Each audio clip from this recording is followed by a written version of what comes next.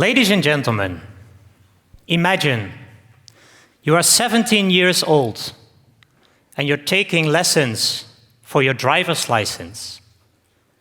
Due to circumstances, you have to take one of the lessons in the evening.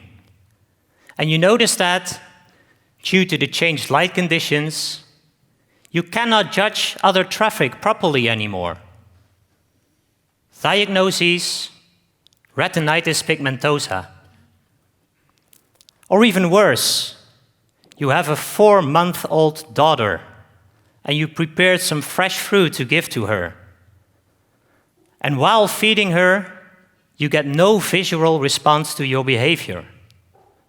Literally, nothing is happening. Diagnoses, congenital blindness. Terrible diagnoses. And awful prognoses. But this can change. Technological advancements have made it possible to design, develop, and implement personalized therapies for what we call rare or ultra-rare diseases. So what can we do now and in the future? But more importantly, how can we keep this affordable? My name is Collin, and I work as a research scientist. My lab tries to develop innovative therapies for inherited retinal diseases. These diseases are characterized by visual impairment that progresses with age and often leads to complete blindness. But while I will use blindness as an example disease in my talk, be aware that a lot of what I will tell you today also holds true for many other inherited disorders, for instance, affecting the kidney, the muscle, or the heart. It all starts with DNA, the blueprint of life. DNA consists of 4 different building blocks: A, C, G, and T. In each cell of our body, we have 6 billion of these building blocks. These building blocks, they define our genes, and the genes are the entities that code for the proteins. Thus, these letters ensure which proteins are made in which cell and at which time point, and thereby how we as individuals are. More than 99% of these letters is exactly the same if you look at all of us. And these differences, they determine that we are different. Some of us have brown eyes, some of us have blue eyes. Some are tall and some are somewhat shorter. Some have a lot of hair. And you also have people 40 years of age that have hardly any hair at all. And if you look at my dad, who is there in the audience, I can tell you this is not getting any better in the coming years. But there's another side to the coin. So having these differences is fine.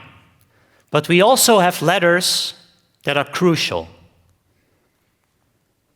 What we call a mutation is a change of one single letter. Remember, we have 6 billion, yet one change, this C turned into a T, this mutation, can result in the fact that the code for protein synthesis is not correct anymore. And if this affects an important protein, this can lead to a severe disease. Here, this is depicted by this blind individual holding a cane.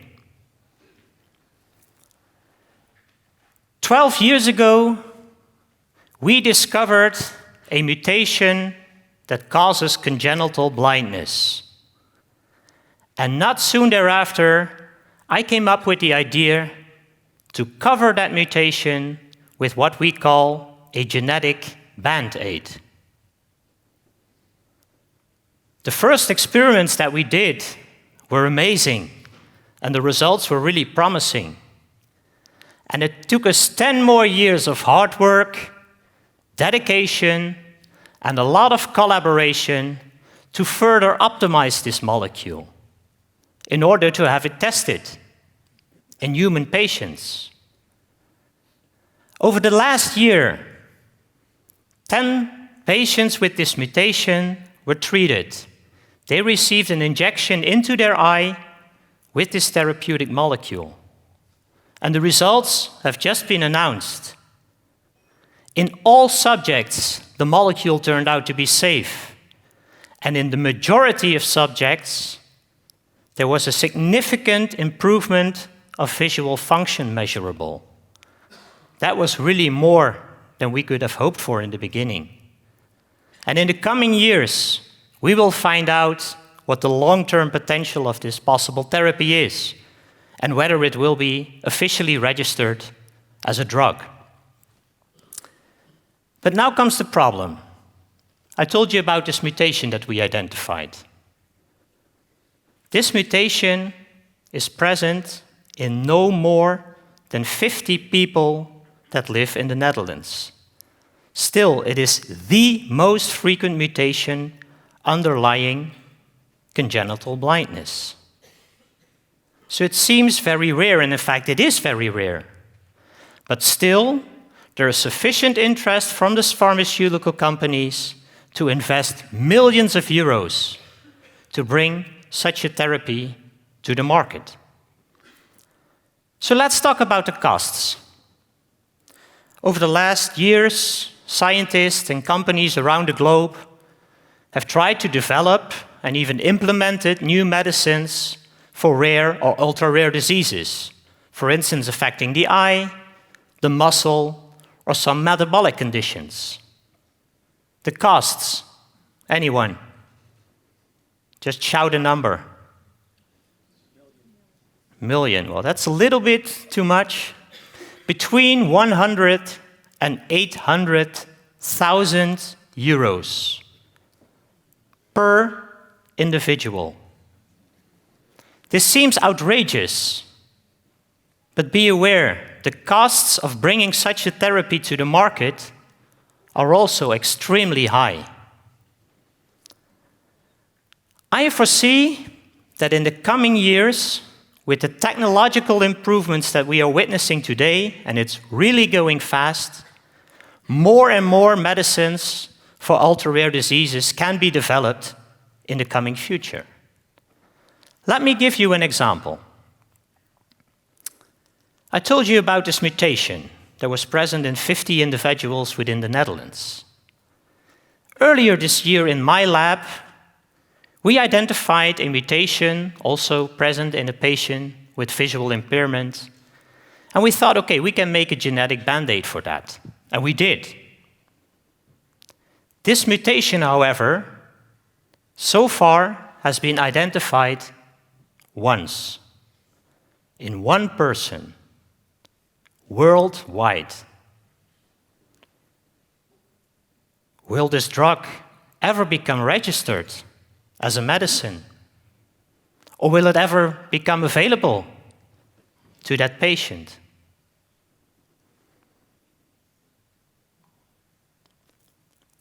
It's time to change. The current system of drug delivery is not sufficient anymore. There are two factors here. One is the costs, and the other one are the regulations. And of course, these two factors are interconnected. I can tell you, for ultra-rare diseases, this will not work. There are many challenges ahead. So I strongly advocate that changes must be implemented. First, I would like to see that the development of therapies for personalized treatments will be done within the academic hospitals themselves. And second, the regulations need to be changed. One cannot require anymore that if there are only a handful of patients worldwide, that expensive and elaborate testing always needs to be done before a potentially effective treatment can be given to a patient. Let's face it, we don't test our Band-Aids every time that we cut our fingers, right? Ladies and gentlemen, it's time to change. It's time to break down these barriers and to overcome these challenges. As a community, we are responsible for the healthcare costs anyway. So instead of increasing the health insurance premiums, let's change it and invest at the beginning and allow academic hospitals to develop personalized treatments themselves. Only with some drastic changes can we ensure that these devastating diseases will be treated in the future, regardless whether they affect the eye, the liver, or the heart. Only with some drastic changes can we help those that are desperately in need. Let's change our vision now to bring back vision in the future. Thank you.